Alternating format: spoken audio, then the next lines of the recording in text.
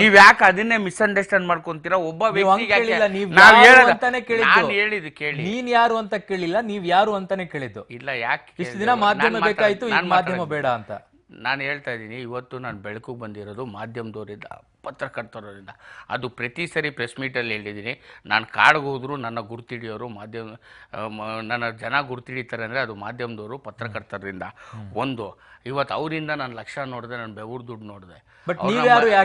ನಾನು ಒಬ್ಬ ವ್ಯಕ್ತಿಗೆ ಹೇಳಿದ್ದು, ಯಾವ ವ್ಯಕ್ತಿ ವಿಮರ್ಶೆ ಮಾಡಿದನೋ ಆ ವ್ಯಕ್ತಿಗೆ ಸಪೋರ್ಟ್ ಮಾಡಿದಾಗ ನಾನು ಕೇಳಿದೆ, ಅವರು ವಿಮರ್ಶೆ ಮಾಡಿದ್ದು ಕರೆಕ್ಟು ಅಂತ ನೀನು ಹೇಳ್ತಿಲ್ಲಪ್ಪ, ನೀವು ನೋಡಿದ್ರ ಅಂದೆ. ಇಲ್ಲ ನಾನು ಸಿನಿಮಾ ನೋಡೇ ಇಲ್ಲ ಅಂತ.